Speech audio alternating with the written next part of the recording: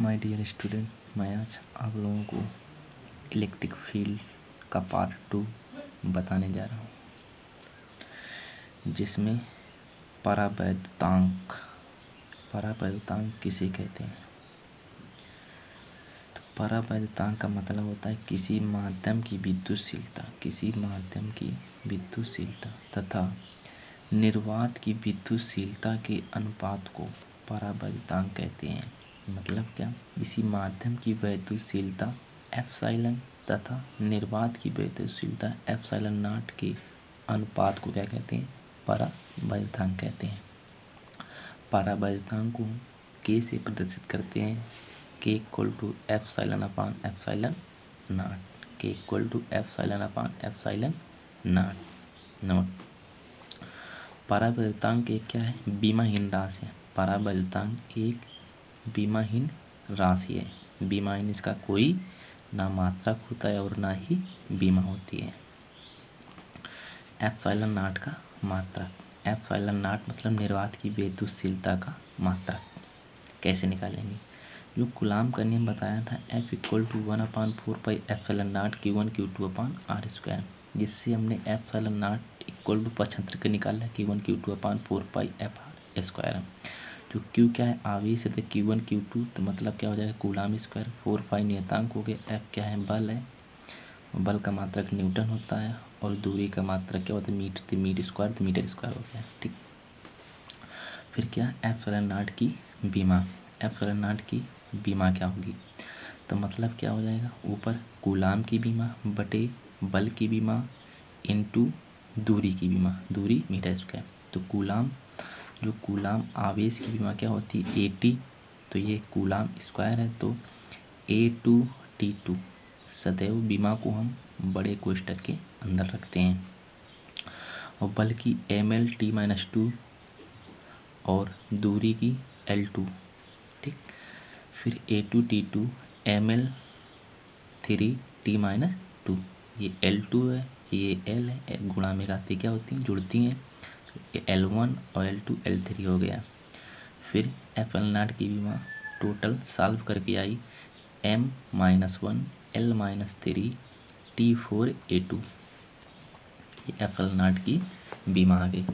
फिर note, epsilon not का आंकिक मान क्या होता है, एप्सिलॉन नॉट का आंकिक मान, एप्सिलॉन नॉट का आंकिक मान होता है 8.86 इंटू 10⁻12 और मात्रा coulomb square newton metre square, coulomb square newton metre square. फिर आगे वैद्युत आवेश, वैद्युत आवेश क्या होता है, वैद्युत आवेश, आवेश के बारे में कल बताया था, मैं फिर भी बता दिया हूँ कि आवेश क्या होता है, जिस मूल कारण की उपस्थिति से वस्तुओं में अपनी ओर आकर्षित करने का गुण आ जाता है, उसे वैद्युत आवेश के। जैसे प्लास्टिक हमने लिया, प्लास्टिक की छड़ हमने रगड़ा, तो रगड़ने पर क्या हुआ, रगड़ने पर इस ये क्षण गर्म होती है, गर्म होने से मिट्टी धूल के कण इसमें क्या होते हैं, आकर्षित होने लगते हैं, वही आकर्षित होने का गुण ही क्या कहलाता है, वैद्युत आवेश कहलाता है। फिर इसके बाद वैद्युत क्षेत्र, वैद्युत क्षेत्र क्या है, इलेक्ट्रिक फील्ड। क्षेत्र का मतलब है किसी आवेश के चारों ओर, कोई आवेश है उसके चारों ओर का क्षेत्र, मतलब कोई आवेश है उसके चारों ओर का क्षेत्र। तो इसी आवेश के चारों ओर का वह क्षेत्र जिसमें कोई अन्य दूसरा आवेश, उसका कोई आवेश है उसके आसपास जो दूसरा आवेश आकर्षण अथवा प्रतिकर्षण बल का अनुभव करता है, आकर्षण अथवा प्रतिकर्षण बल का क्या होता है, अनुभव करता है। जो उसके आवेश चारों ओर जो आकर्षण तथा प्रतिकर्षण बल का अनुभव करता है, वही क्या होता है, वैद्युत क्षेत्र अथवा वैद्युत बल क्षेत्र कहलाता है, वैद्युत क्षेत्र अथवा वैद्युत बल क्षेत्र कहलाता है। फिर इसके बाद वैद्युत बल रेखा, इलेक्ट्रिक लाइन ऑफ बेस्टिक क्या होता है, तो वैद्युत बल रेखा मतलब क्या होता है, वैद्युत क्षेत्र में छोड़ा गया, वैद्युत क्षेत्र में स्वतंत्रता पूर्वक छोड़ा गया धन परीक्षण आवेश, जो धन परीक्षण आवेश वैद्युत क्षेत्र में जो परिवेश पर उस क्षेत्र में छोड़ा गया धन परीक्षण आवेश जिस मार्ग का, मतलब जिस मार्ग में अनुसरण करता है, वही क्या कहता है, वैद्युत बल रेखा कहलाता है, वैद्युत बल रेखा कहलाता है। इसके बाद वैद्युत क्षेत्र की तीव्रता। तीव्रता क्या होती है? तीव्रता ए होती है, इसे कैपिटल ई से प्रदर्शित करते हैं। समझिए, वैद्युत क्षेत्र की तीव्रता वैद्युत क्षेत्र में किसी बिंदु पर रखे वैद्युत क्षेत्र में किसी बिंदु पर रखे परीक्षण आवेश पर कार्य करने वाला बल F तथा उस परीक्षण आवेश के अनुपात मतलब Q0, परीक्षण आवेश के अनुपात को क्या कहते हैं? वैद्युत क्षेत्र की तीव्रता कहते हैं। ध्यान देना, मतलब किसी वैद्युत क्षेत्र में किसी बिंदु पर कोई बिंदु पर लगने वाला बल F और आवेश परीक्षण आवेश Q के अनुपात को क्या कहते हैं? वैद्युत क्षेत्र की तीव्रता ई वेक्टर कहते हैं। इसे ई वेक्टर से प्रस्तुत करते हैं। और वैद्युत क्षेत्र की तीव्रता का मात्रक क्या होता है? न्यूटन प्रति कूलाम। बल का मात्रक न्यूटन, आवेश का मात्रक कूलाम, तो मात्रक क्या होगा? न्यूटन प्रति कूलाम। नोट, वैद्युत क्षेत्र की पहला नंबर पॉइंट वही लिखा है, इसका मात्रक क्या होता है? न्यूटन प्रति कूलाम होता है। यह क्या है? एक सदिश राशि होती है। सदिश राशि मतलब सदिश राशि क्या होते हैं? उसकी दिशा और परिमाण दोनों क्या होते हैं? निश्चित होते हैं, वही सदिश राशि होती है। तीसरा नंबर इम्पोर्टेंट पॉइंट है, वैद्युत क्षेत्र की तीव्रता की दिशा। वैद्युत क्षेत्र की तीव्रता की दिशा वैद्युत क्षेत्र में रखे धन आवेश प्रकार करने वाले बल की दिशा की ओर होती है। ठीक, कोई वैद्युत क्षेत्र रखा है, ठीक, उस वैद्युत क्षेत्र की दिशा जिस तरफ होगी, जिस धन आवेश रखा है, जिस तरफ बल रखा होगा, बल की दिशा की ओर होती है। मतलब बल इस तरफ कार्य करेगा तो वैद्युत क्षेत्र की दिशा भी उसी तरफ कार्य करती है। तो वैद्युत क्षेत्र की तीव्रता वैद्युत क्षेत्र ऋण आवेश पर, तो ऋण आवेश पर क्या होता है? ऋण आवेश पर दिशा उसकी क्या होती है? विपरीत हो जाती है। विपरीत का वैद्युत क्षेत्र ऋण आवेश उसके विपरीत कार्य करता है।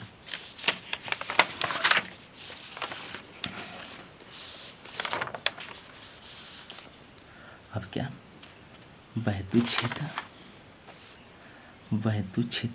की तीव्रता की विमा। तो ई वेक्टर की विमा कैसे? ई वेक्टर बराबर F अपान Q0। तो F क्या है? मात्रक न्यूटन और Q मतलब कूलाम, न्यूटन प्रति कूलाम। तो ई वेक्टर बल की विमा बटे आवेश की विमा, बल की विमा बटे आवेश की विमा। तो बल की विमा क्या होती है? mL/t-2 और आवेश की विमा AT होती है। इसका ऊपर हम क्या किया? रूपांतरण किया, तो क्या होगा? mL/t-3 A-1 किसकी विमा होती है? वैद्युत क्षेत्र की तीव्रता।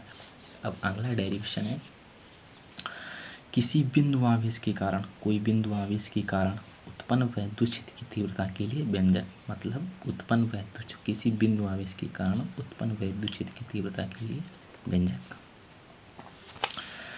मतलब दो बिंदु ए और बी लिए, इनके बीच की दूरी क्या है? r है, प्लस क्यू और Q0। ठीक, माना कि प्लस क्यू आवेश एक ऐसे माध्यम में स्थित है, इसका परावर्तन क्या है? k है, परावर्तन k है। प्लस क्यू आवेश के वैद्युत क्षेत्र में बिंदु ए से बी दूरी पर क्या करना है? वैद्युत क्षेत्र की तीव्रता ज्ञात करनी है। तो प्लस Q0 ए से बी तक, प्लस Q0 पर आवेश पर लगने वाला बल। तो कूलाम का नियम बताया था कि F = 1/4πε0 के Q × Q0/r²। समीकरण फर्स्ट। तीव्रता की परिभाषा से तो क्या होता है? E वेक्टर = F वेक्टर अपान Q0। ठीक, तो समीकरण फर्स्ट से F का मान इसमें रखने पर, तो E वेक्टर = 1/4πε0 के Q × Q0/r²। Q0 कट गया तो क्या बचा?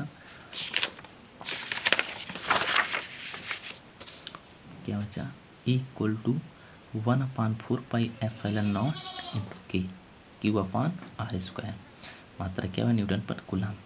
जो परावर्तन के निर्वात अथवा y के लिए k = 1 होता है, तो E वेक्टर = क्या है? 1/4πε0 Q/r²।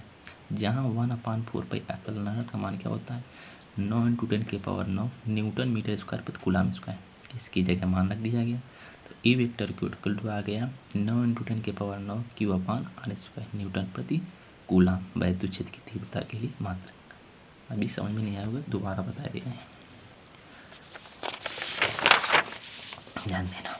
किसी बिंदु आवेश का मतलब कारण वैद्युत क्षेत्र, तो ए और बी दो बिंदु लिए गए, ए पर प्लस क्यू, इस पर Q not, plus Q not. तो दो आवेश, जो प्लस क्यू आवेश है जिसका परिवर्तनांक क्या है, के है। तो प्लस क्यू आवेश से प्लस क्यू नॉट पर, तो ए से बी पर क्या ज्ञात, बी बिंदु पर ज्ञात करना है वैद्युत क्षेत्र की तीव्रता।